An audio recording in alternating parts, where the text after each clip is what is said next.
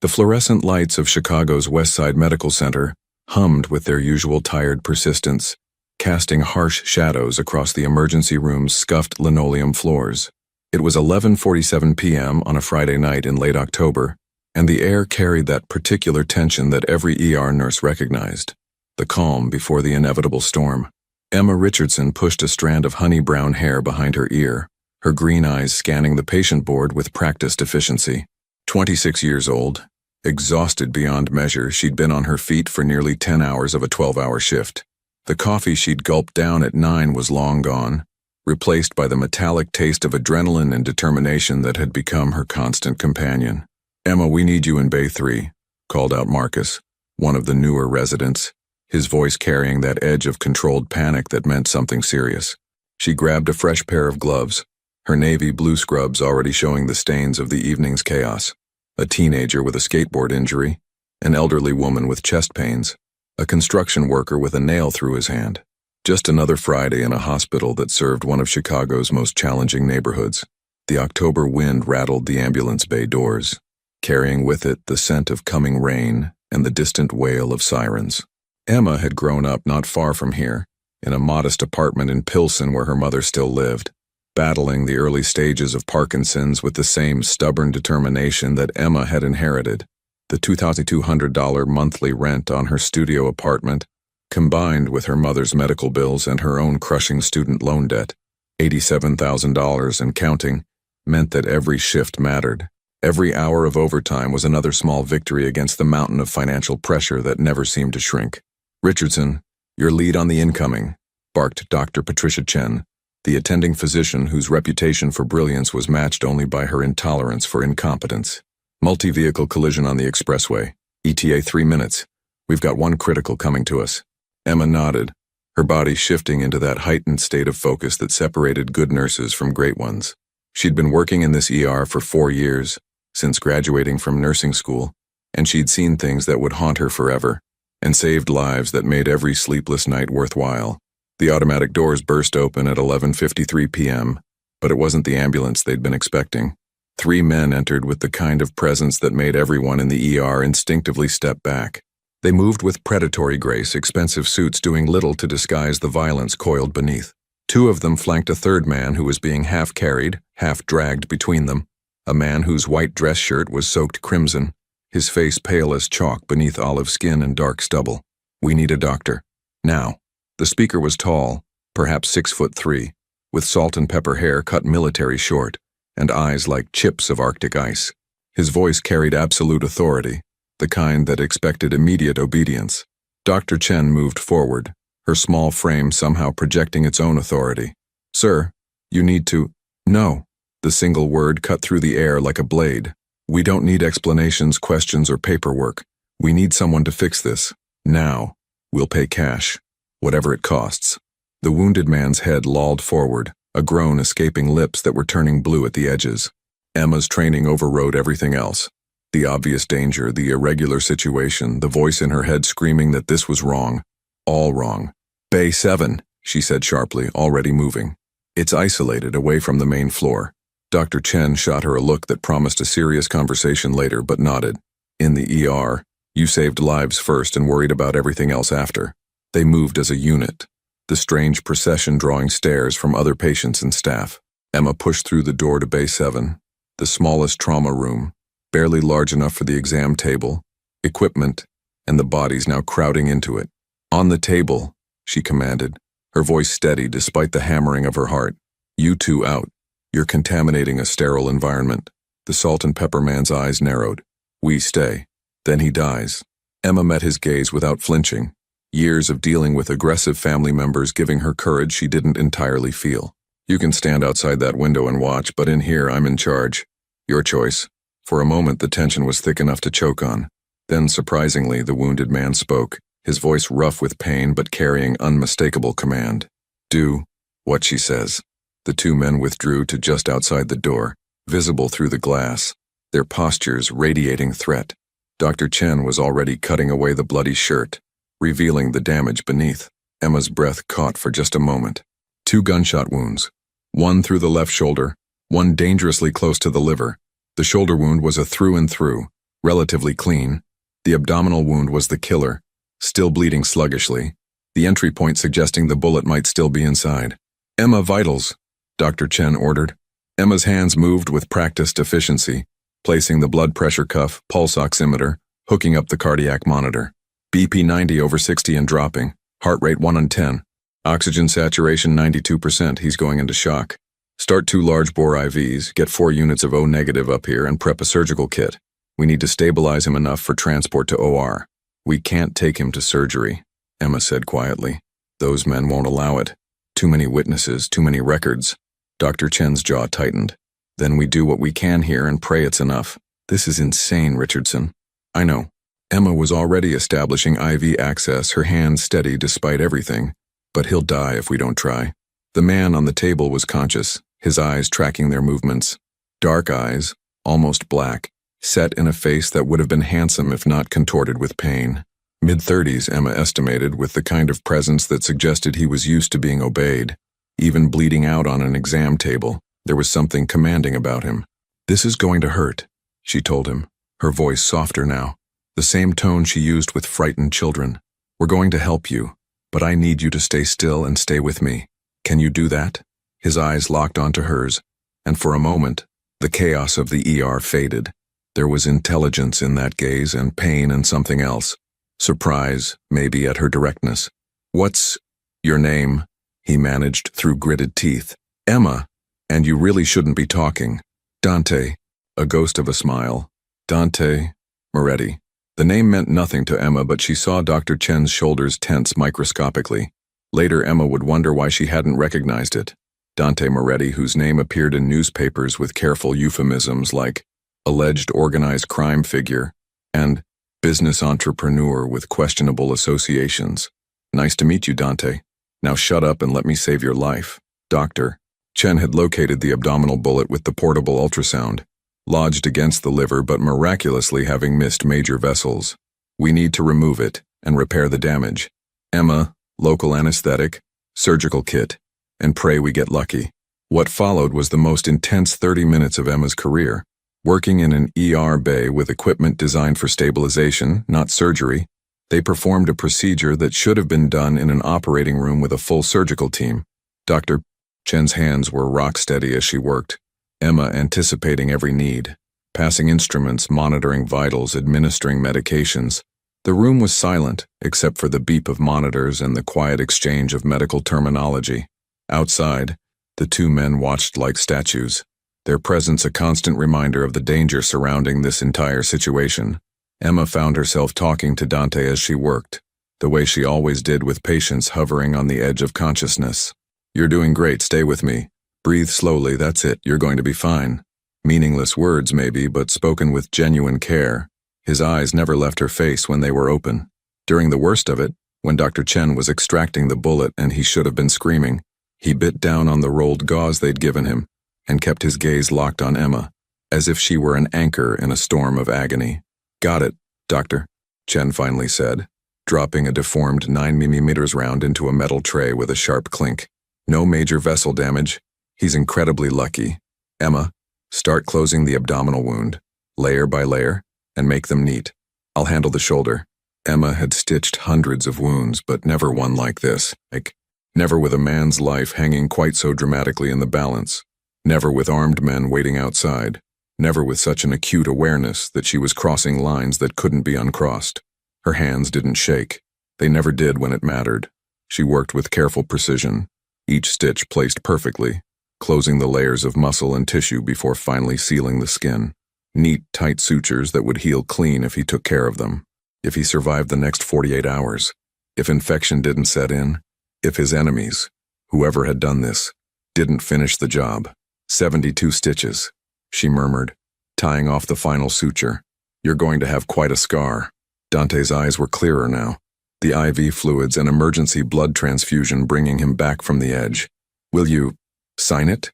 That ghost smile again, incongruous given the circumstances.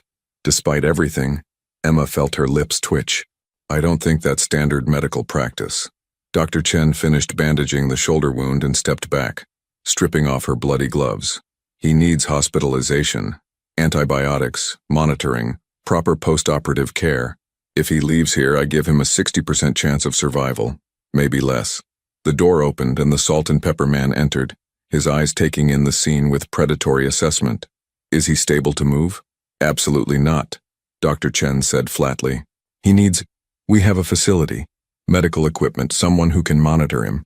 His tone made it clear this wasn't a discussion. What does he need? Medications? Supplies? Write a list. We'll pay triple the normal cost. Dr. Chen's face went red. This is medical malpractice. I could lose my license. We should call. You'll call no one. The temperature in the room dropped 20 degrees. You've been well compensated for your discretion. He placed a manila envelope on the counter, thick with cash. Consider this a generous donation to the hospital. Anonymous, of course. Emma watched the envelope land with a sick feeling in her stomach. This was hush money. They were being paid to forget this ever happened, to become complicit in whatever criminal enterprise had led to Dante Moretti bleeding out on their exam table. I need to speak with my patient, Emma heard herself say. Alone. Everyone turned to look at her. Doctor. Chen incredulous, the salt and pepper man evaluating Dante. Dante looked curious. 2 minutes, the man said finally. Then we leave. When the room cleared, Emma moved closer to the exam table. Dante was watching her with those intense dark eyes.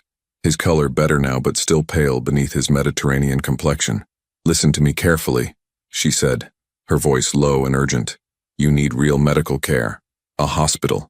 Those wounds can get infected. You could develop complications, internal bleeding. I know the risks. His voice was stronger now. I've been shot before. The casual way he said it made her stomach turn. This isn't a game. You could die. I could die a lot of ways, Emma Richardson. He'd seen her name badge. But not here. Not tonight. Because of you. I did my job. No. He reached out, his hand catching hers before she could step back. His grip was weak but deliberate. You did more than that.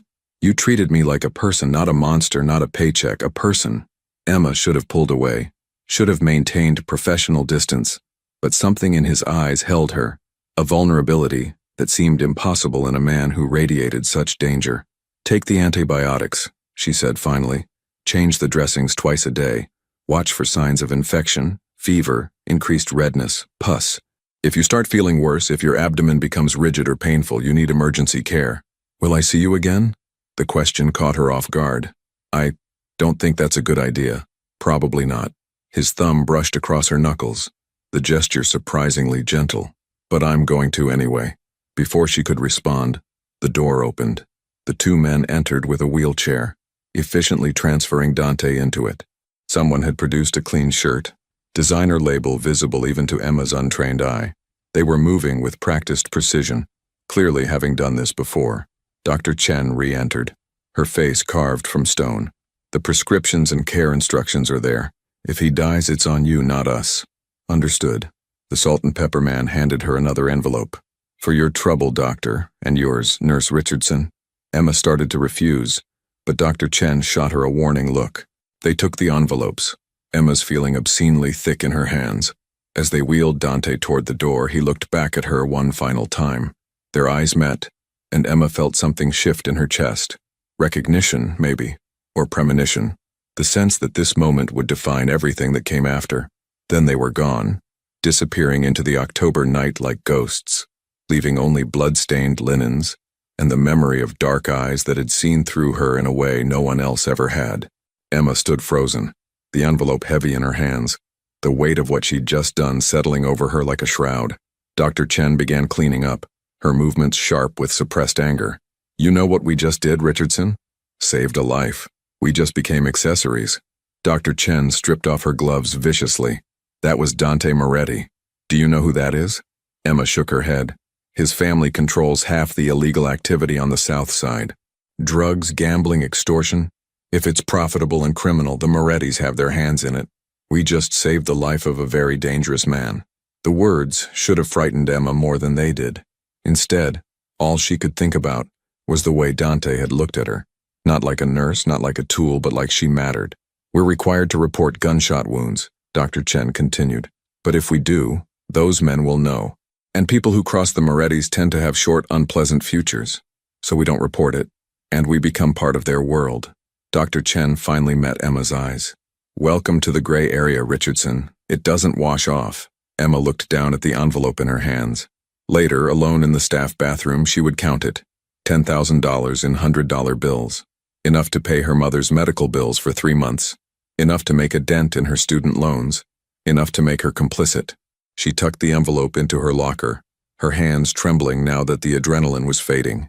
When she looked at her reflection in the small mirror, she barely recognized the woman staring back, someone who had just crossed a line she hadn't even known was there. The rest of her shift passed in a blur. Emma moved through her duties on autopilot, treating patients, dispensing medications, filling out charts. But her mind was elsewhere, replaying every moment in Bay 7. At 6:47 a.m., as dawn broke over Chicago's skyline and her shift finally ended, Emma walked out into the cold October morning. The first drops of rain were beginning to fall, and the air smelled of wet concrete and approaching winter. She should have felt relief that it was over. Instead, she couldn't shake the feeling that something had begun, something that would change everything. Somewhere across the city, Dante Moretti was recovering, surrounded by his soldiers and his secrets.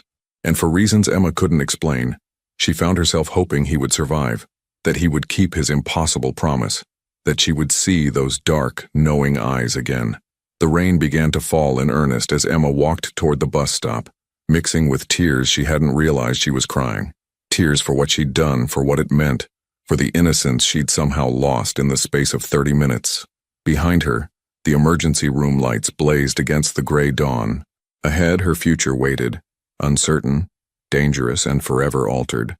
She had stitched Dante Moretti's wounds and, without meaning to, stitched herself into a story that had only just begun. The safe house was located in Oak Park, a quiet suburb west of Chicago, where tree-lined streets and Victorian homes created an illusion of normalcy. The 3-story brownstone looked like any other on the block, well-maintained, unremarkable, forgettable, which was exactly the point. Dante Moretti opened his eyes to unfamiliar ceiling moldings and the sharp, persistent ache that radiated from his shoulder and abdomen. Pale morning light filtered through heavy curtains, and for a disorienting moment, he couldn't remember where he was or how he'd gotten there. Then memory crashed back. The ambush outside the warehouse, bullets tearing through flesh, the desperate drive to the hospital, and her, Emma Richardson. Her face materialized in his mind with crystalline clarity.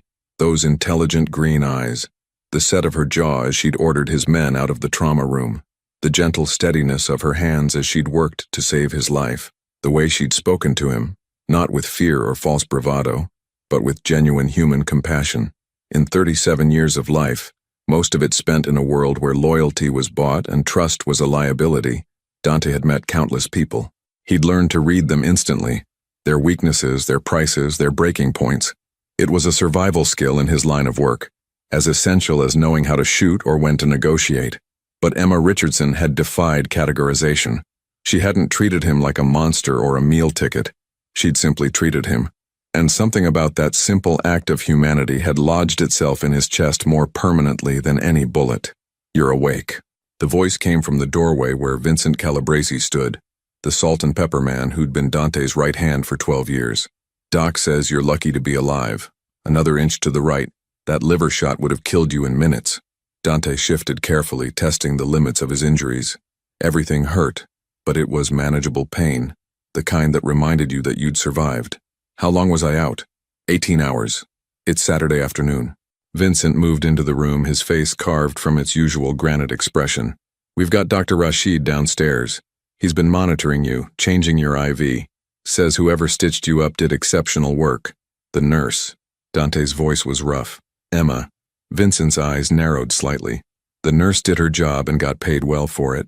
That's the end of the story." "No." Dante pushed himself up, ignoring the protest from his wounds. "Find out everything about her. Where she lives, where she grew up, family, finances, everything." "Boss, that's not everything, Vincent."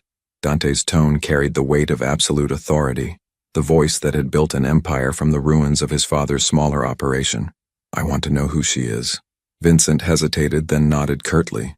In their world, orders were followed. Questions were minimal. "I'll have a full report by tonight." After Vincent left, Dante lay back against the pillows, his mind circling obsessively around those 30 minutes in the emergency room. He'd been shot 3 times before. Occupational hazard in his line of work. But he'd never felt this before. This gnawing need to understand someone, to see them again.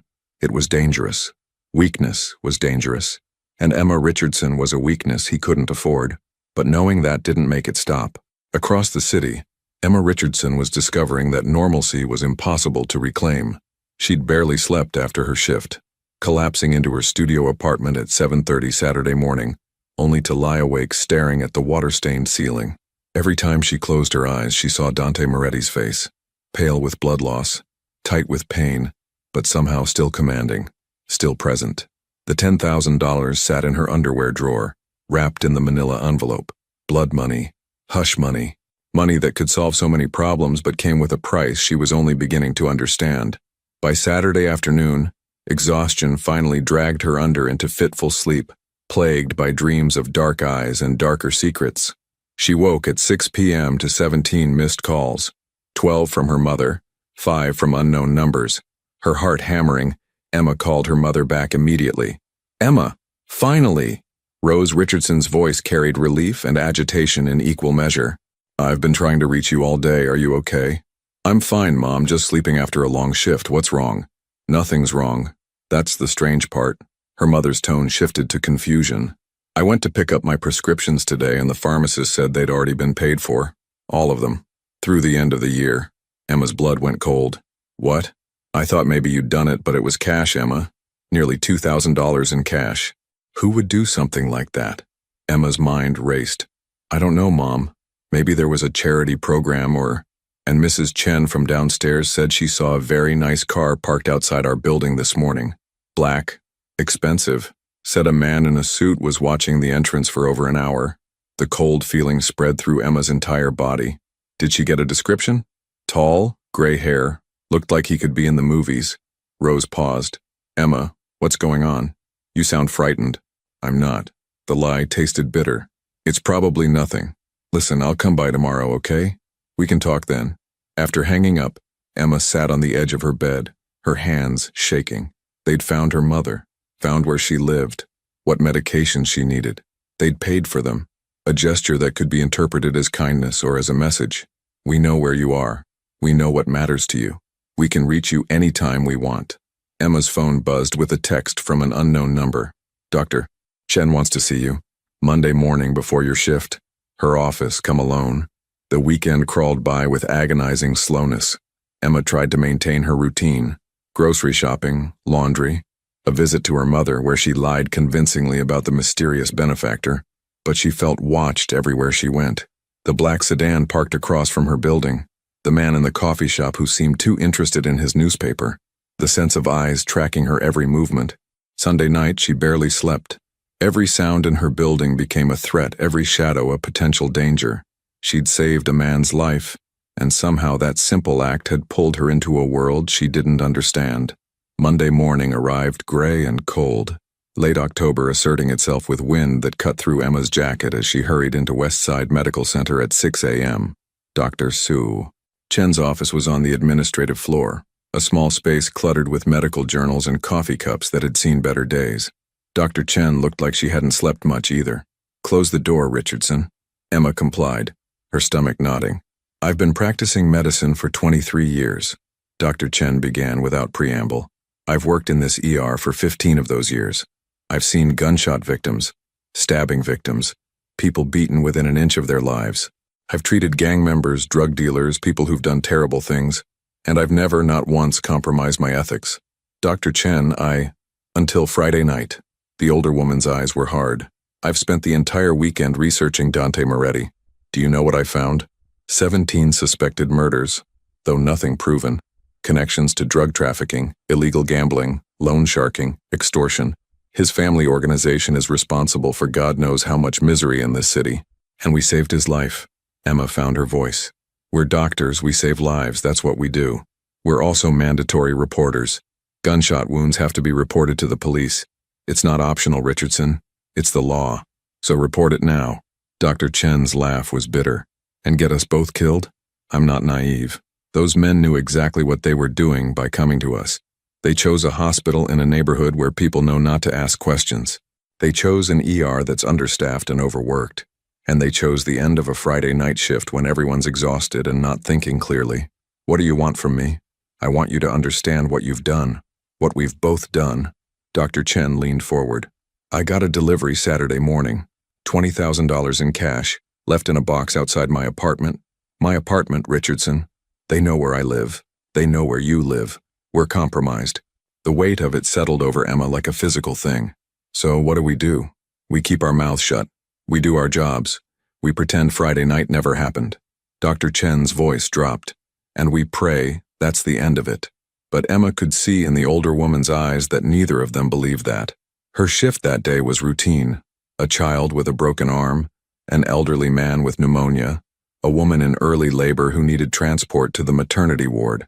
Normal ER chaos that should have been comforting in its familiarity. Instead, Emma felt like she was moving through water, every action requiring conscious effort. She kept watching the ambulance bay doors, half expecting Dante Moretti to be wheeled through them again. During her lunch break, she sat in her car in the parking garage and finally opened her laptop to search for information she'd been avoiding. Dante Moretti. The search results were extensive and damning. Alleged organized crime figure Dante Moretti arraigned on racketeering charges. Case dismissed due to lack of evidence. Federal investigation into Moretti family operations stalls as witnesses recant testimony. Suspected drug trafficking operation nets 17 arrests. Dante Moretti named but not charged. Photos showed a man in expensive suits entering courthouses, his face impassive, flanked by high-priced lawyers. Other photos were grainier, surveillance shots of him meeting with known criminals, entering properties owned by shell corporations. But none of the photos showed what Emma had seen in that trauma room: vulnerability, pain, and something that had looked almost like gratitude. She closed the laptop feeling sick. That evening, as she walked to the bus stop after her shift, Emma noticed the black sedan immediately. It was parked across the street, engine running, windows tinted dark. Her pace quickened, her heart hammering against her ribs. The car didn't move, but she felt its presence like a weight between her shoulder blades all the way to her apartment. In the Oak Park safe house, Dante was healing faster than Dr. Rashid had predicted. The abdominal wound was clean, no signs of infection, the stitches holding perfectly. The shoulder was more problematic. Limited range of motion, persistent pain, but manageable. What wasn't manageable was the obsession. Vincent had delivered the report Saturday night. Emma Rose Richardson, age 26, born and raised in Chicago's Pilsen neighborhood. Father died when she was 12. Construction accident. Mother, Rose Richardson, age 54, diagnosed with early-onset Parkinson's 2 years ago. Emma worked at Westside Medical Center. Had for 4 years since graduating from nursing school. Student loan debt of $87,000.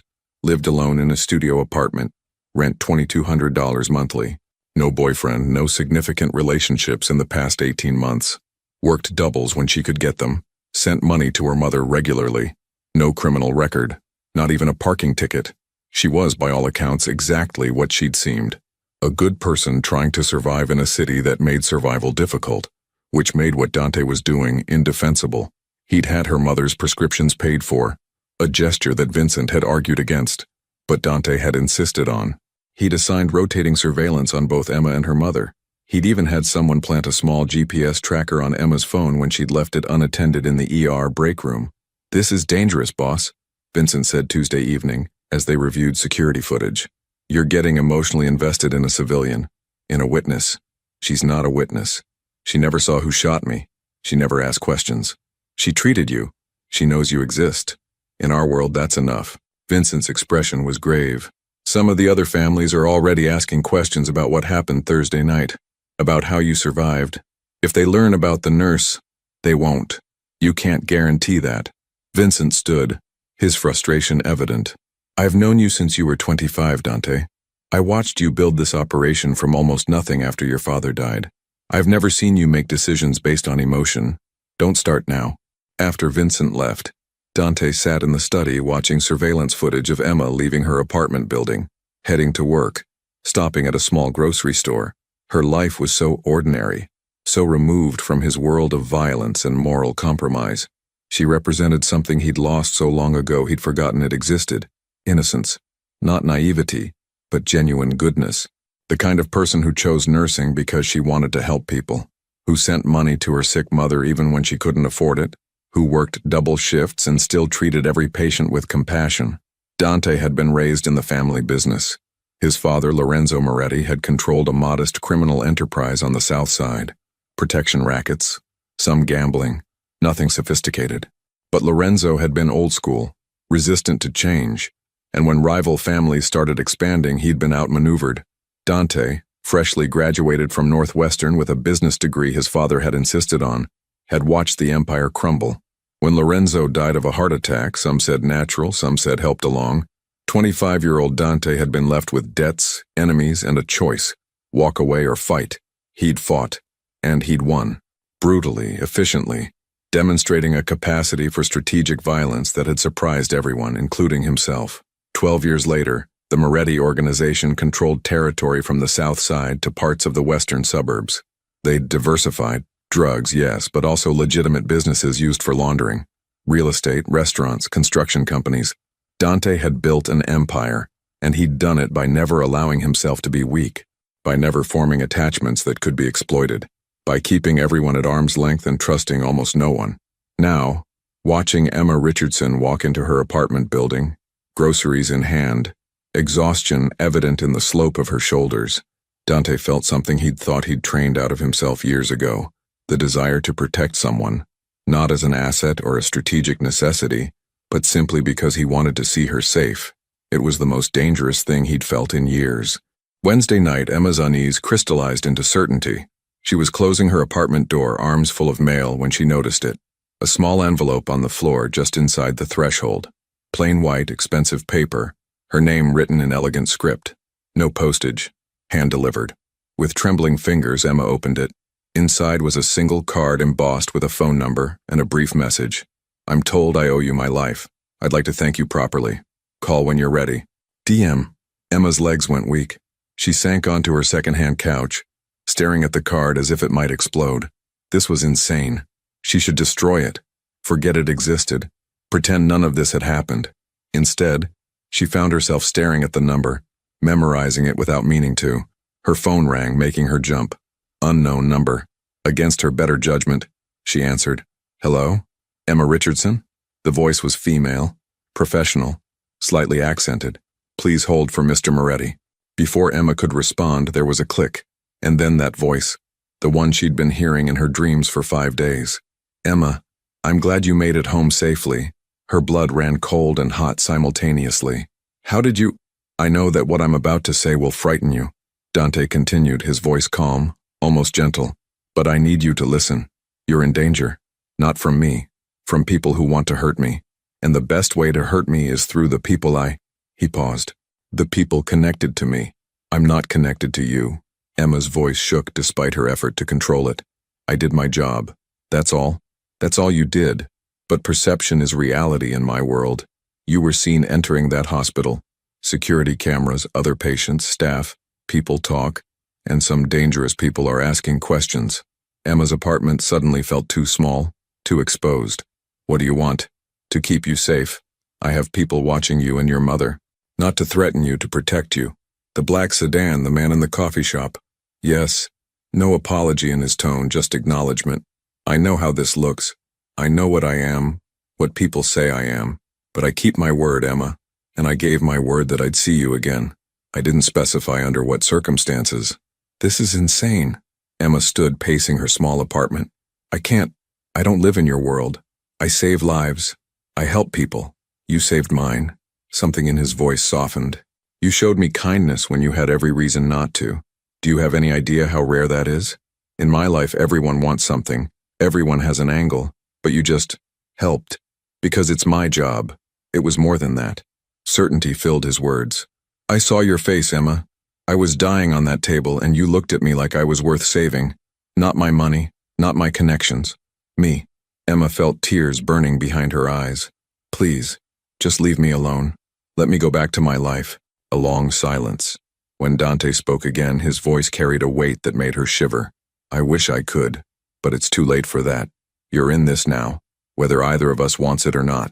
So I can either protect you properly, or I can walk away and hope the people looking for weakness don't find you. That's not a choice. No, he agreed. It's not. Keep the card, Emma. When you're ready to talk, really talk, not like this. Call me. But in the meantime, those men watching you, they stay non-negotiable. And if I go to the police? Another pause, longer this time. Then I'd be disappointed, and they'd be unable to help you. The people I'm protecting you from don't care about police. He hung up before she could respond. Emma stood in her apartment, the card clutched in her hand, her entire body shaking. She should be terrified. She was terrified.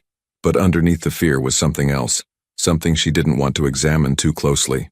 The memory of dark eyes that had looked at her like she mattered. A voice that carried command but had softened when speaking her name.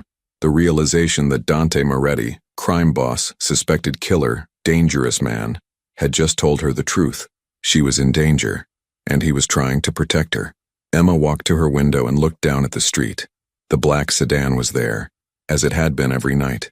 For the first time, instead of fear, she felt something uncomfortably close to relief.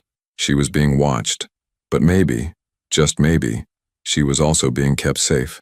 The distinction felt important, even if she didn't fully understand why. That night, Emma barely slept. The card sat on her nightstand, the phone number gleaming in the darkness like a promise, or a threat. At 3 a.m., she finally admitted what she'd been avoiding since Friday night. Something fundamental had shifted. She'd stepped across a line, and there was no going back to the person she'd been before. The question now wasn't whether she was involved with Dante Moretti's world. It was how deep she was willing to go, and what it would cost her when the bill finally came due. The third-floor walk-up on Ashland Avenue had been Emma's home for 2 years. A modest studio with creaking radiators and a view of the alley behind a Korean grocery store. It was small, drafty in winter, and the upstairs neighbor played piano at odd hours. But it was hers, a space she'd carved out through endless shifts and careful budgeting. Now, standing at her window at 6 a.m. on Thursday morning, watching the black sedan idle in its usual spot, Emma realized that privacy was an illusion she'd lost forever. She'd called in sick to work, her first sick day in over a year. Dr. Chen had sounded relieved rather than concerned, as if Emma's absence somehow reduced the hospital's liability in whatever nightmare they'd become entangled in. The card sat on her kitchen counter next to her untouched coffee. She'd memorized the number without meaning to, her fingers hovering over her phone a dozen times during the sleepless night. "Call when you're ready," he'd said. The question was, ready for what? At 6:47 a.m. her phone rang. Unknown number. Her heart hammered as she answered. "Ms. Richardson." Vincent Calabresi's gravelly voice, unmistakable. "There's a car downstairs. Mr. Moretti would like to speak with you. In person." It's not a request, but it's not a threat either. You have questions, he has answers. Neutral location, public place. You'll be driven there and back, completely safe." Emma's laugh was bitter. "Safe, that's relative, isn't it? More than you know." Vincent's tone carried an edge of something that might have been respect. "You can refuse. The car will leave. But the protection stays, and the questions you have won't get answered. Your choice." Emma looked around her apartment, at the life she'd built through hard work and determination, at the normal existence that now felt impossibly distant. "Where?" she asked. "Millennium Park. The Bean. 30 minutes. Wear something warm. It's cold today." The line went dead. The black sedan was a Mercedes, leather interior pristine, windows tinted dark enough to obscure the outside world. The driver was young, Latino, with careful eyes that tracked everything. He didn't speak, didn't introduce himself, simply held the door open and waited. Emma climbed in, her hands shaking despite her attempt at composure. The drive took 17 minutes through early morning Chicago traffic. Emma watched the city pass, neighborhoods she knew intimately, streets she'd walked countless times. Everything looked different through tinted windows, as if she'd crossed into a parallel version of her life. Millennium Park was relatively empty at this hour, a few joggers and early morning tourists. The driver pulled up to the Randolph Street entrance, came around to open her door. "Through the park, east side of the Bean. He's waiting." Emma walked through the plaza, her breath forming clouds in the October air. The temperature had dropped overnight, Chicago reminding everyone that winter was coming. She'd worn her heavy jacket, jeans, comfortable boots, practical clothing that felt like armor. Cloudgate, locals called it the Bean, loomed ahead, its reflective surface catching the morning light and the skeletal trees surrounding it. And there, standing at the eastern curve where the sculpture's distortion was most pronounced, was Dante Moretti. He was dressed casually, dark jeans, a charcoal wool coat, black scarf. Without the blood and pain, Emma could see him properly. Tall, perhaps 6'1", with the kind of presence that drew eyes even in anonymity. His olive skin had regained its color, his dark hair slightly longer than business length touching his collar. He looked younger than she'd thought, early to mid-30s, with sharp cheekbones and a mouth that suggested both cruelty and unexpected gentleness. He turned as she approached, and those eyes, dark as espresso, intense and intelligent, locked onto hers with an impact that was almost physical. "Emma, thank you for coming." His voice was different without the rasp of pain, cultured, educated, with just a hint of Chicago accent underneath. "Did I have a choice?" She stopped about 6 feet away, maintaining distance. "Always." He gestured to a nearby bench. "Will you sit? I promise this is just a conversation, no threats, no coercion, just honesty." Emma sat cautiously, and Dante settled beside her, careful not to crowd her space. She noticed he moved stiffly, favoring his left side where the abdominal wound was. "How are you healing?" The question escaped before she could stop it. The nurse in her, unable to ignore obvious discomfort. A slight smile touched his lips. "Well enough. Your stitches held perfectly. No infection, no complications. Dr. Rashid says whoever worked on me knew exactly what they were doing. Basic field medicine. Anyone with training could have." "That's not true, and you know it." Dante turned to face her fully. "I've been shot before, Emma. I've been patched up by doctors who've been doing emergency medicine for decades. What you did, in those conditions, with that equipment, it was exceptional." The compliment made her uncomfortable. "Why am I here, Dante?" He appreciated the directness. She could see it in his eyes. "Because you deserve the truth about who I am, what I do, and why your life has been turned upside down. I know who you are. I looked you up. Alleged organized crime figure. Suspected murders, drug trafficking, the list goes on. Alleged. Suspected." His voice carried a trace of dark humor.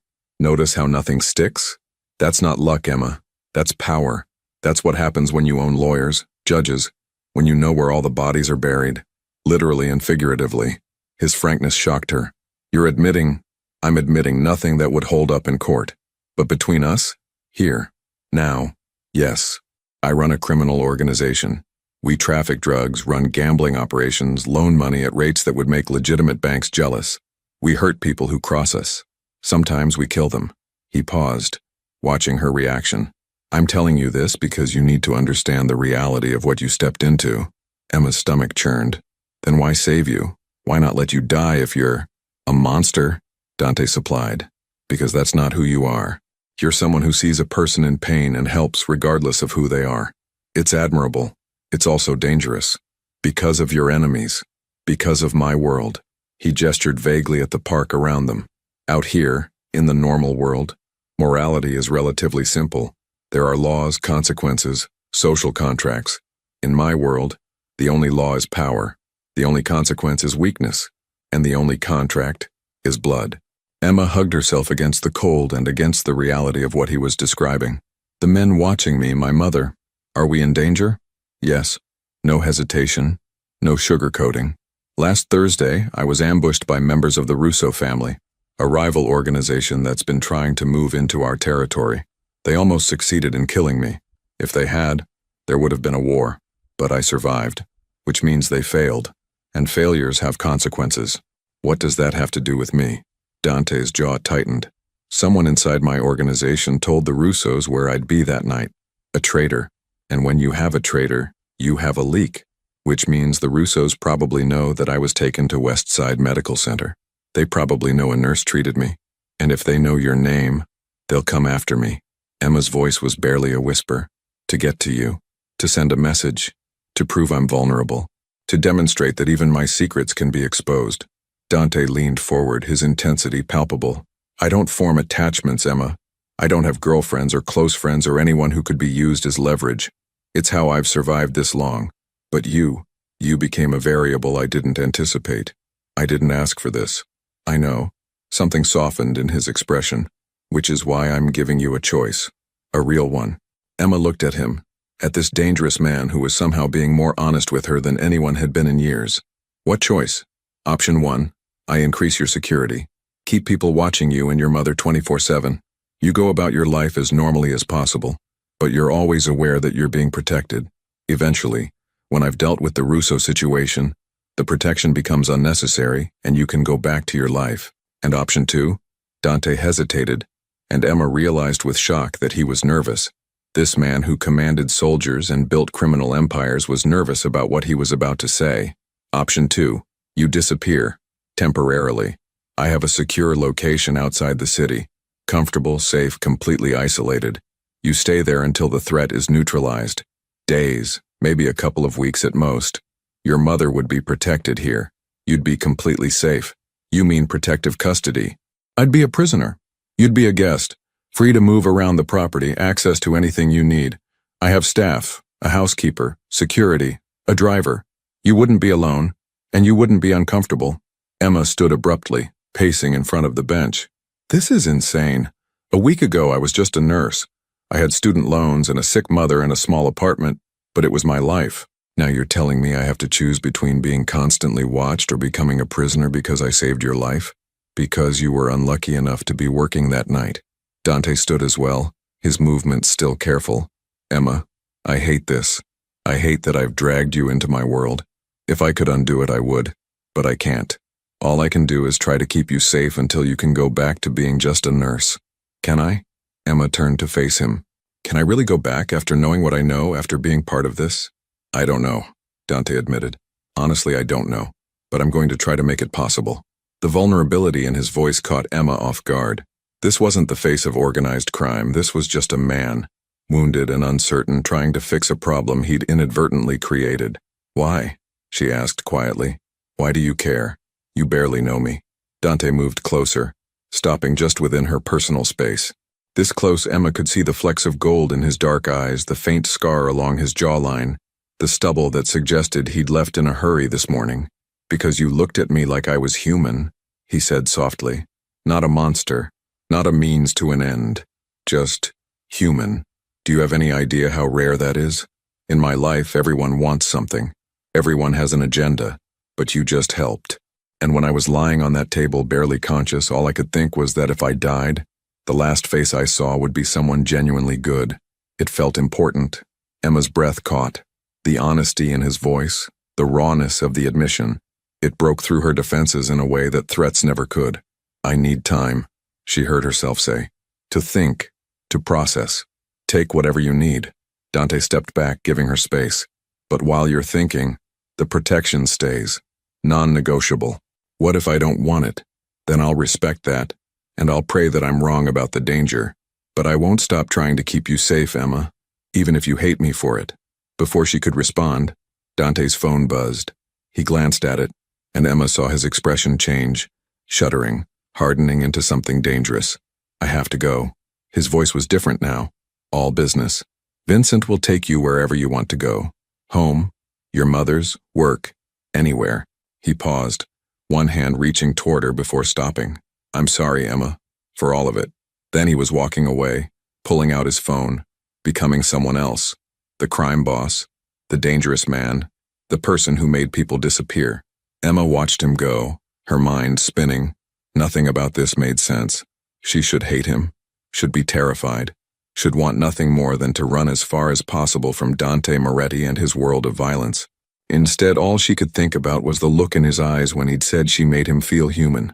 Vincent drove her home in silence, but before she got out, he spoke. For what it's worth, I've known Dante for 12 years. I've never seen him like this. Protective of someone outside the organization, it's unprecedented. Is that supposed to make me feel better? Emma asked. It's supposed to help you understand that whatever he's feeling, it's real. And in our world, real feelings are dangerous. They get people killed. Vincent's ice blue eyes met hers in the rearview mirror. Think about that when you're making your choice. Emma spent Thursday in a daze, her apartment feeling simultaneously too small and too empty. She tried to do normal things, laundry, reading, watching television, but nothing held her attention. Her phone rang repeatedly, her mother checking in, a nursing colleague asking if she was okay, Dr. Chen calling to discuss protocol. Emma ignored them all. At 8 p.m., as darkness settled over Chicago and the temperature dropped toward freezing, Emma made a decision. She picked up her phone and dialed the number she'd memorized. It rang once, Emma. Dante's voice, immediate recognition. I need more answers, she said. Real answers. About your world. About the danger. About what happens next. A pause. Where are you? Home. I'll send a car. 20 minutes. Dress warm. We're going somewhere we can talk properly. Where? Somewhere I can show you the truth, all of it. The car arrived exactly 20 minutes later. This time, it was a different vehicle, a dark blue SUV with bulletproof glass.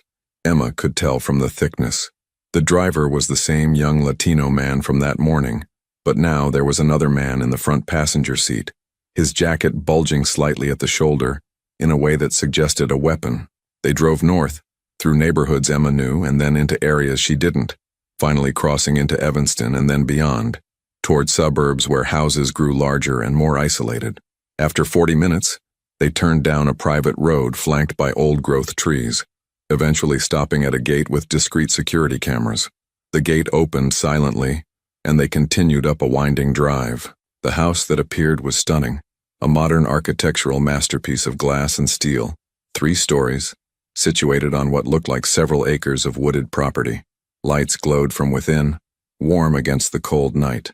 Mr. Moretti's primary residence, the driver said, the first words he'd spoken. He doesn't bring people here. You should understand what that means. Emma understood. This was trust, or the illusion of it. Dante was waiting at the front entrance, dressed now in dark slacks and a burgundy sweater that made him look less like a crime boss and more like someone who belonged in this beautiful house. Welcome, he said simply, gesturing her inside. The interior was breathtaking. High ceilings, minimalist furniture that probably cost more than Emma made in a year. Art on the walls that she suspected was original. Floor-to-ceiling windows overlooked the property. Darkness beyond punctuated by subtle landscape lighting. This is where you live? Emma asked, unable to hide her awe. One of several properties. This is the one I consider home. Dante led her into a large living room with a fireplace already crackling with warmth. Can I get you something? Coffee? Wine? Water? Water is fine.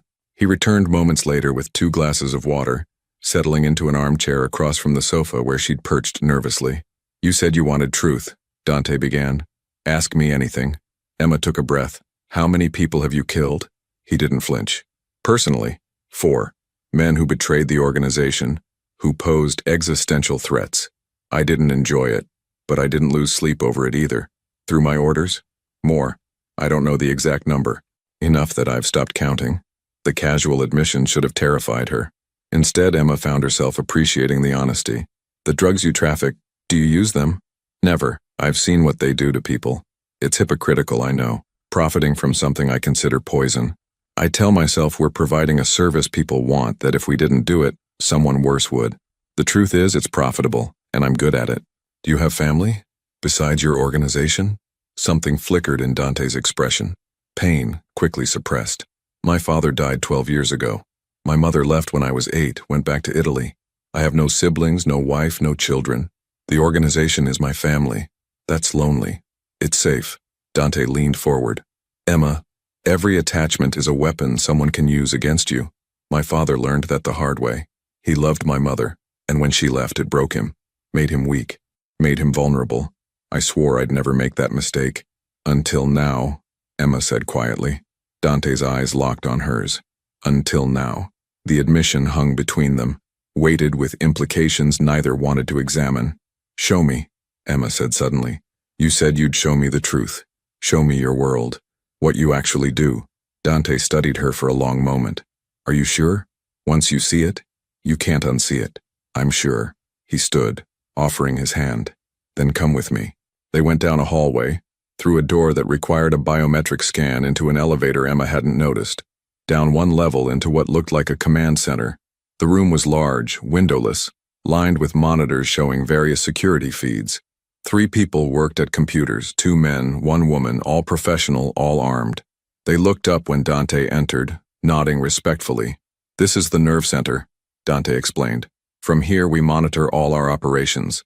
Legitimate businesses, underground operations, security for key personnel. He gestured to one bank of monitors. These are our restaurants, 4 in the city, 2 in suburbs.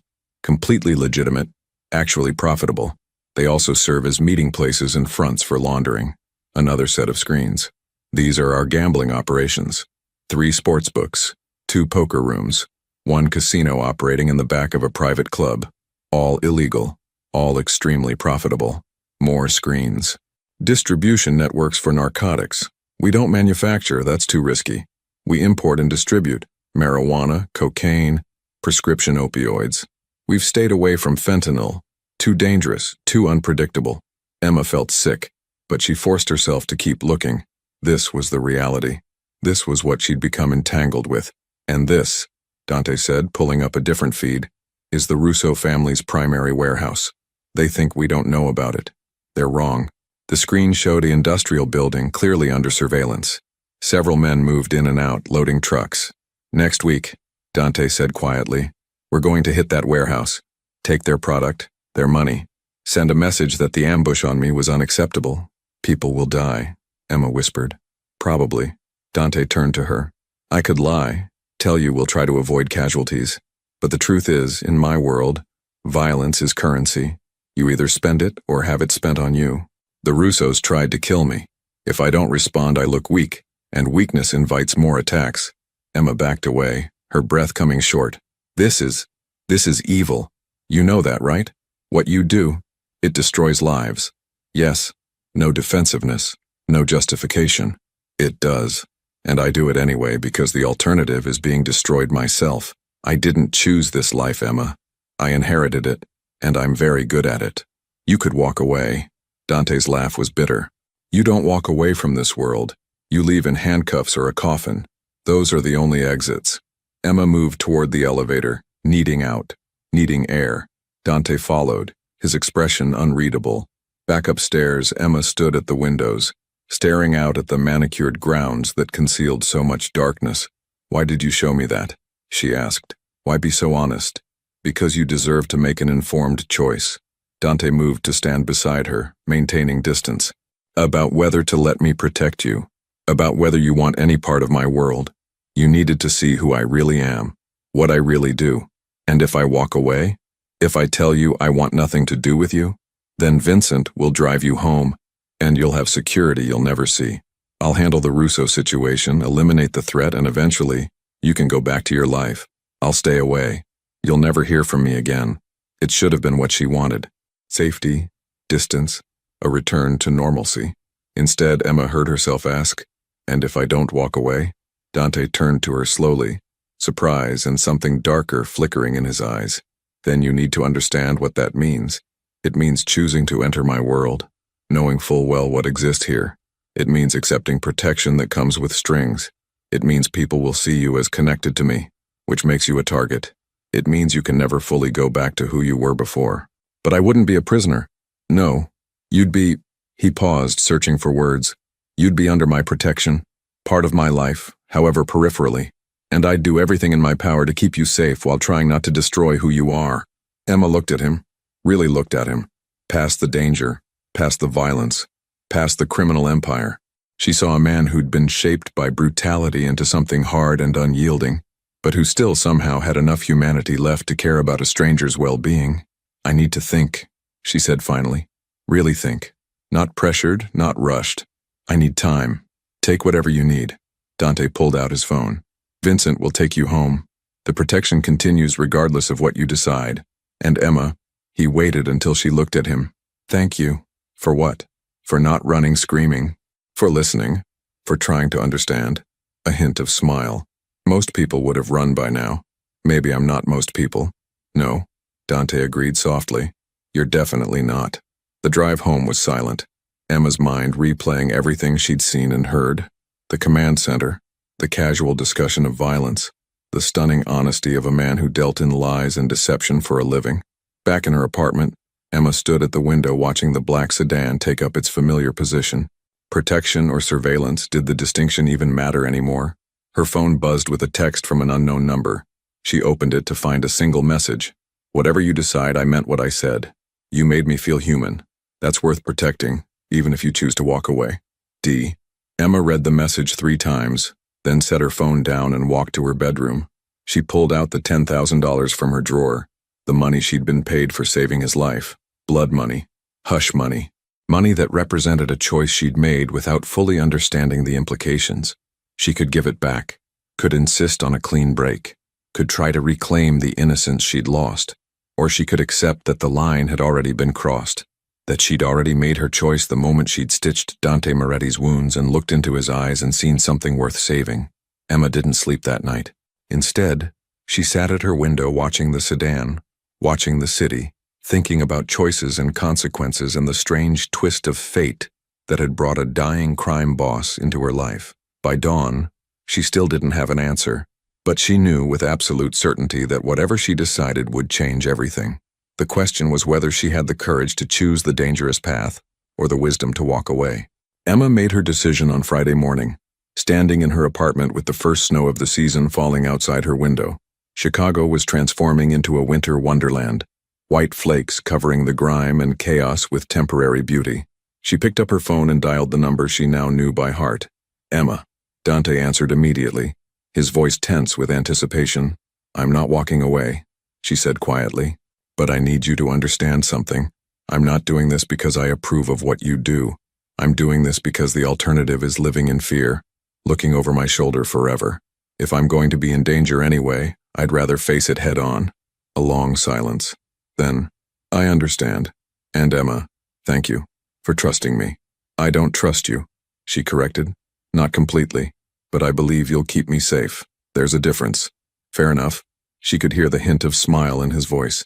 "Can you take a leave from work? 2 weeks, maybe 3? "I can try." Emma had accrued vacation time she'd never used.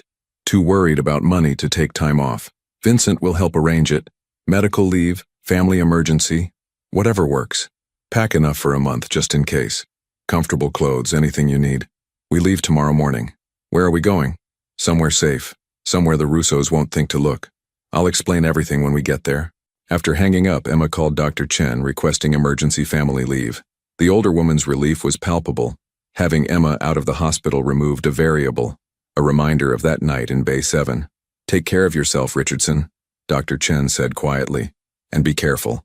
Whatever you're mixed up in, just be careful." Next, Emma called her mother. This conversation was harder. "Mom, I need to go away for a few weeks.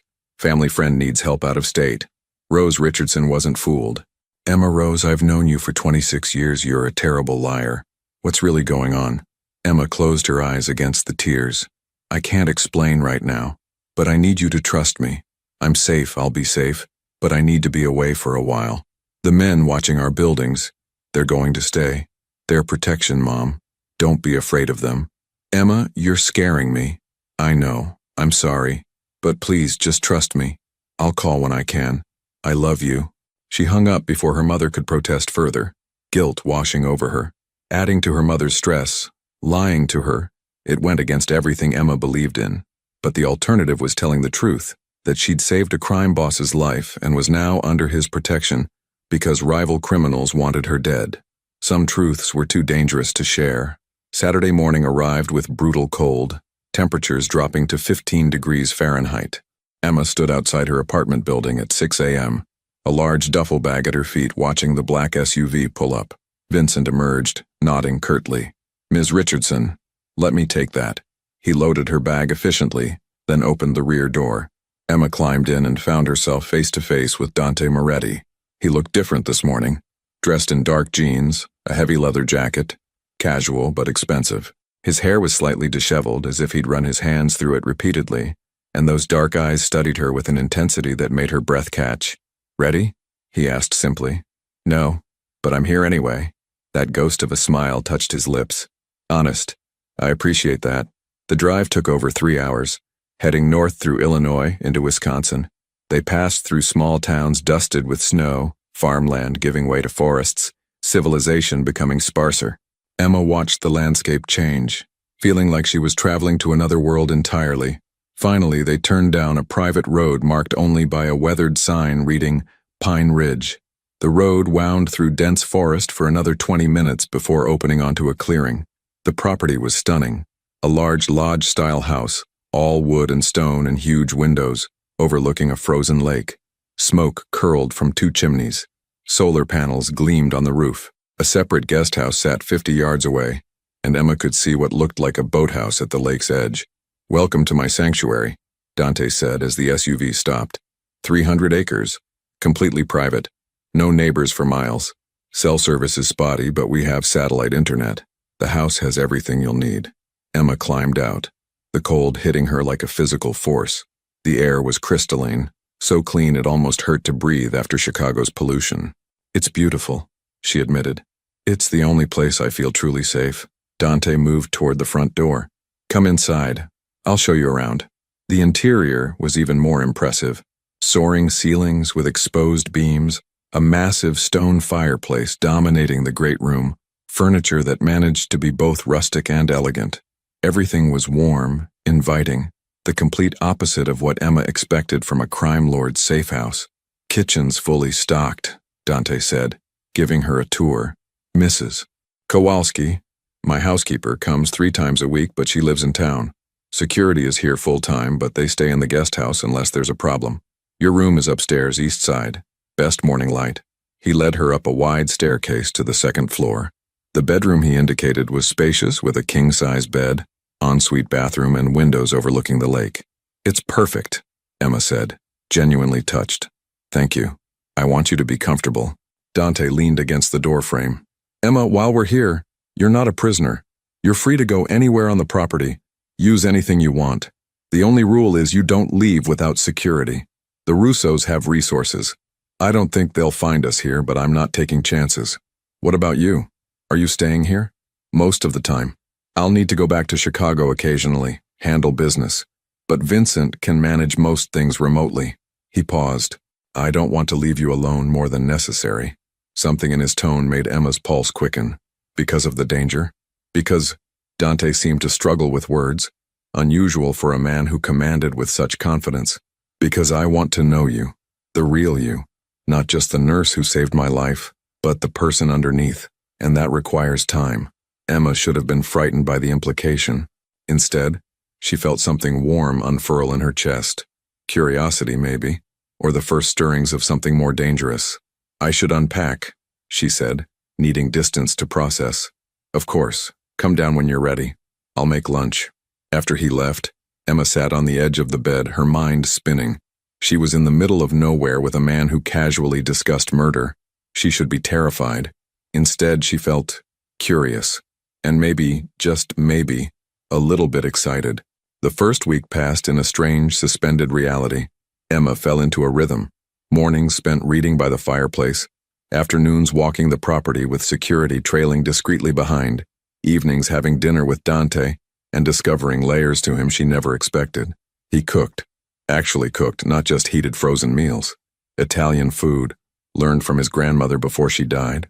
He moved around the kitchen with easy confidence, telling stories about growing up on the South Side, his father's restaurant that had been a front for less legal activities. I wanted to be a chef, he admitted one evening over homemade pasta. Before everything changed, I thought I'd go to culinary school, maybe open my own place, something legitimate. What happened? My father died, and I inherited an empire on the verge of collapse. I was 25, fresh out of business school, and suddenly responsible for 50 men and their families. Men who would have been killed or imprisoned if I didn't step up. Dante's expression darkened. So I stepped up, and I discovered I was good at it. Really good. Better than my father ever was. Do you regret it? Every day. The honesty in his voice was painful. And not at all. It's complicated. Emma found herself telling him things she'd never shared with anyone.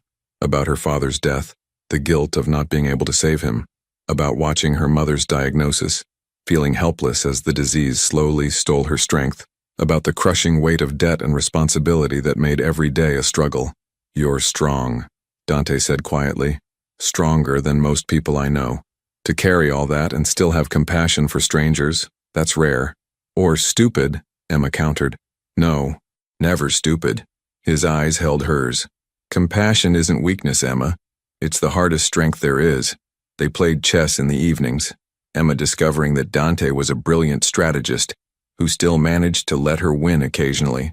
They watched old movies, argued about books, found common ground in unexpected places, and slowly, almost imperceptibly, the distance between them began to shrink. On the 8th day, everything changed. Emma woke to raised voices downstairs. She threw on clothes and hurried down to find Dante, Vincent, and two security men clustered around a laptop. "What's wrong?" she asked. Dante looked up, his face carved from stone. "The Russos hit one of our distribution centers last night. Killed 3 of our men, left a message." He turned the laptop toward her. Security footage showed carnage, bodies, blood, and spray painted on the wall. "Where's your nurse?" Emma's legs went weak. "They know about me. They know someone treated me. They don't know who yet." Vincent's voice was grim. "But they're looking. They've been asking questions at hospitals, putting out feelers. It's only a matter of time," Dante said quietly. "Once they identify you, they'll go after your mother to draw you out." Emma's heart stopped. "My mother is already being moved to a secure location." Dante stood, moving toward her. "I sent a team 2 hours ago. She's safe, Emma. I promise you, she's safe. You should have told me. I'm telling you now, and I'm telling you that we need to accelerate our timeline. I was planning to wait, to gather more intelligence, but I can't wait anymore. Not with your name potentially out there." "Accelerate what?"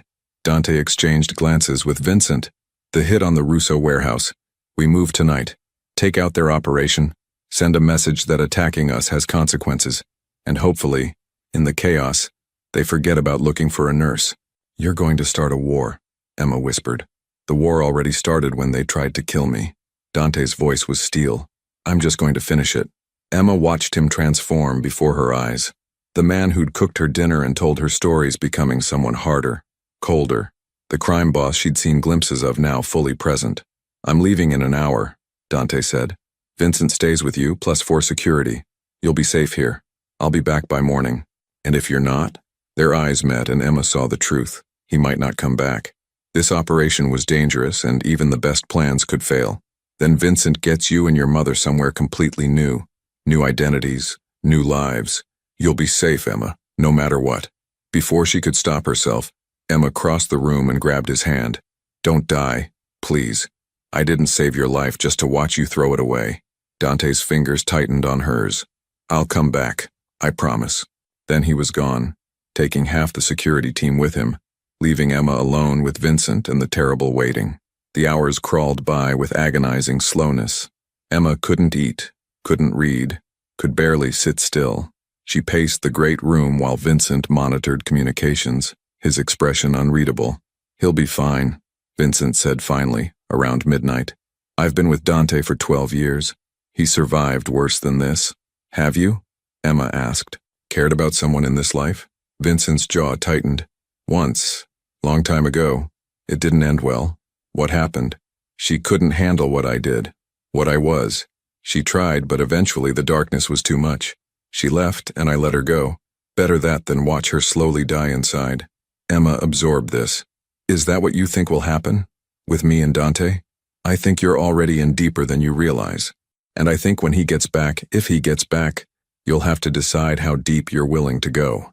At 3:47 a.m., Vincent's phone rang. He answered immediately, his face transforming with relief. "Understood. See you soon." He looked at Emma. "It's done. They're coming back. Minor injuries, but everyone's alive." Emma collapsed onto the sofa, tears streaming down her face. Relief, exhaustion, fear all mixing together. When Dante walked through the door 40 minutes later, Emma's control shattered. She launched herself at him, and he caught her despite the wince of pain, holding her tight. "I'm okay," he murmured into her hair. "I'm okay, Emma." She pulled back enough to see him. Blood on his jacket that wasn't his, exhaustion in his eyes, but alive, whole. And then, before she could think about consequences or complications or all the reasons this was impossible, Emma kissed him. For a moment, Dante froze. Then his hands cupped her face and he was kissing her back with an intensity that made the world fall away. When they finally broke apart, both breathing hard, Dante pressed his forehead to hers. "Emma," he whispered, "this is the point of no return. If we cross this line—" "We already crossed it," Emma interrupted. "The moment you walked into my ER. The moment I chose to help you. We've been crossing lines since the beginning. This is different." "I know." Emma met his eyes, seeing the vulnerability beneath the violence. "I know exactly what this is, and I'm choosing it anyway." Dante searched her face looking for doubt, for fear, finding only determination in something that looked dangerously like trust. "Then God help us both," he said softly, before kissing her again. Dawn broke over the frozen lake, painting the snow-covered pines in shades of gold and rose. Emma woke in Dante's arms, their bodies tangled together in his bedroom, the events of the previous night replaying in vivid detail. They'd crossed every line, shattered every boundary, and Emma felt no regret, only a strange sense of rightness that terrified her more than anything else. Dante stirred, his dark eyes opening to focus on her face. "Morning," he murmured, his voice rough with sleep. "Morning." Emma traced the edge of the bandage covering his shoulder wound, healing well, though he'd stressed it during the warehouse operation. "How are you feeling?" "Like I'm the luckiest man alive." His fingers brushed her cheek. "And the most damned." Before Emma could respond, his phone erupted with urgent buzzing. Dante tensed, reaching for it. His expression darkened as he read. "What is it?" Emma asked, fear creeping into her voice. "The Russos are retaliating, faster than we expected." He was already moving, pulling on clothes. "They hit 2 of our legitimate businesses overnight, burned them to the ground, and they've put out a contract, $500,000 for information leading to Moretti's nurse." Emma's blood went cold. $500,000? They're desperate. We humiliated them, destroyed their primary operation. Now they're lashing out. Dante turned to her, his face grave. "Emma, this changes everything. That kind of money will bring every 2-bit criminal and desperate person out of the woodwork. Someone at the hospital will talk. It's only a matter of time. My mother is still secure, but we need to move faster. End this before they find you." He sat beside her, taking her hands. "I'm calling a meeting. All the families. Today." Emma's eyes widened. "What kind of meeting?" "A sit-down, neutral territory, representatives from every major organization in Chicago. We're going to force the Russos to the table, negotiate a peace, or demonstrate that continued war will cost everyone too much. And if they refuse?" Dante's expression turned deadly. "Then we eliminate them. Completely. No half measures, no mercy. Their entire leadership structure removed." The casual way he discussed mass murder should have horrified Emma. Instead, she understood the brutal calculus. This war would continue escalating until someone won decisively. And every day it continued was another day she and her mother were in danger. "I want to come with you," she said suddenly. "Absolutely not. Dante, listen to me. I'm the reason for this meeting. My existence is what's driving the Russos crazy. If I'm there, if they see I'm under your protection, it changes the dynamic. It makes you a target in a room full of criminals. I'm already a target." Emma stood, pacing. "But this way, I'm not a ghost, not a rumor. I'm real. And maybe, just maybe, seeing that I'm a person, not a weakness to exploit, will help end this." Dante studied her for a long moment. "You don't understand what these meetings are like. The violence simmering under every word. The way men like us think, operate. It's dangerous, Emma. Everything about this is dangerous.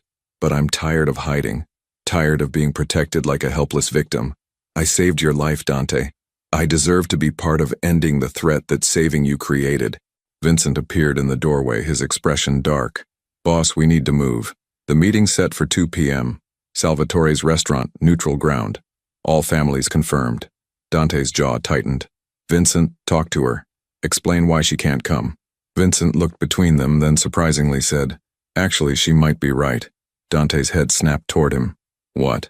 "The Russos think she's a weakness, a secret you're desperate to hide. If you walk in with her openly, it flips the narrative, shows them you're not afraid, that she's not a liability to exploit. It's a power move." Vincent paused.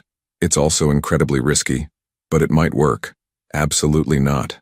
Dante stood, his voice final. "I won't put her in that room." "Then put me somewhere they can see me," Emma countered. "Adjacent room, behind glass, somewhere visible but protected. They need to know I exist, that I'm not afraid, that you're not afraid." The 2 men exchanged glances. Finally, Dante exhaled sharply. "Modified version. You come to Chicago, you stay in a secure location near the meeting. If necessary, if the moment calls for it, you can be seen. But you're not walking into that restaurant, Emma. That's non-negotiable." It wasn't what she wanted, but Emma recognized a compromise when she heard one. Okay. The drive back to Chicago was tense. Dante made calls continuously, coordinating with his organization, ensuring every angle was covered. Emma sat quietly, processing the reality of what was about to happen. They arrived at a downtown high-rise, a luxury building that looked like any other. But the penthouse apartment Dante led her to was a fortress, Reinforced walls, bulletproof windows, security systems that looked military grade. "You stay here," Dante said, his voice tight with stress. "Vincent and 2 men remain with you. I'll have an earpiece. You'll be able to hear everything that happens at the meeting. If I need you, Vincent will bring you, but Emma," he gripped her shoulders. "If something goes wrong, if this turns violent, you run. Don't wait. Don't try to help. Vincent gets you out, gets you to your mother, and you both disappear, understand? Nothing's going to go wrong." Emma touched his face, feeling the tension in his jaw. "You're going to end this, one way or another." He kissed her deeply, desperately. "I need you to know whatever happens today, these last 2 weeks have been the best of my life. You made me remember what it felt like to be human. I'll never forget that." "Dante, you're scaring me." "Good. Be scared. It might keep you alive." He pulled back, his expression hardening into the crime boss she'd first met. "I'll see you in a few hours." Then he was gone, taking most of the security team with him. Vincent set up the communication system, and Emma found herself listening to Dante's arrival at Salvatore's, an old Italian restaurant in Little Italy that apparently served as neutral ground for Chicago's criminal underworld.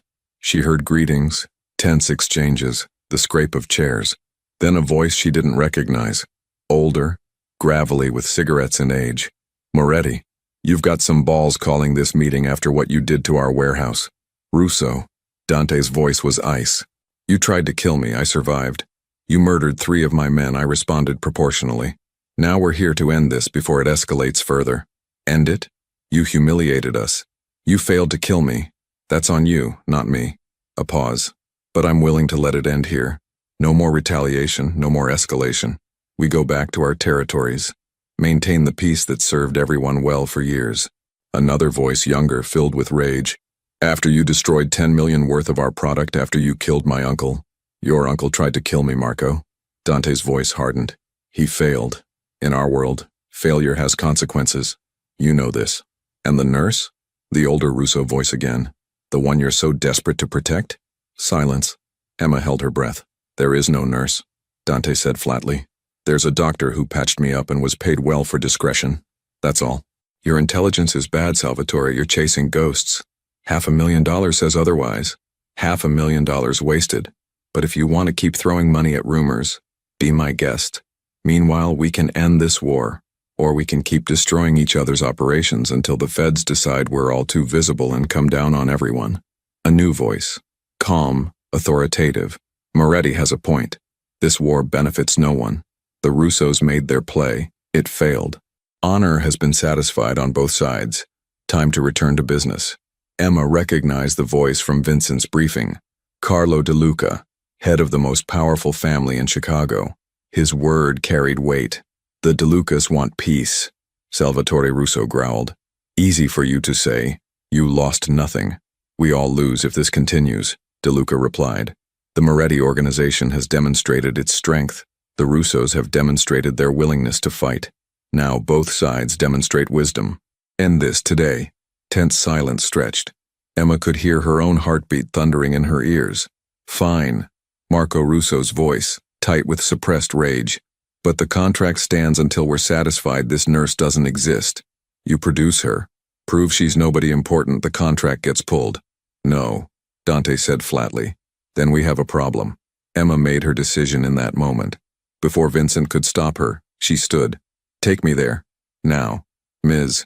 Richardson, that's not—" "Now, Vincent, or I walk there myself." Vincent's eyes narrowed, calculating.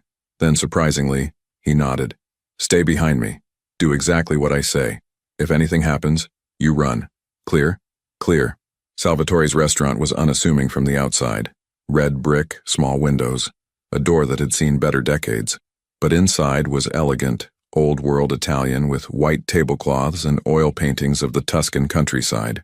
8 men sat around a large table in the private back room. Emma recognized Dante immediately, his back straight, his expression carved from granite. The tension in the room was palpable, violence simmering just beneath the surface of civility. Vincent opened the door and every head turned. Hands moved toward weapons before freezing as Emma stepped into view. She walked forward calmly, channeling every ounce of courage she possessed. Dante's expression transformed. Shock, fear, fury all flashing across his face.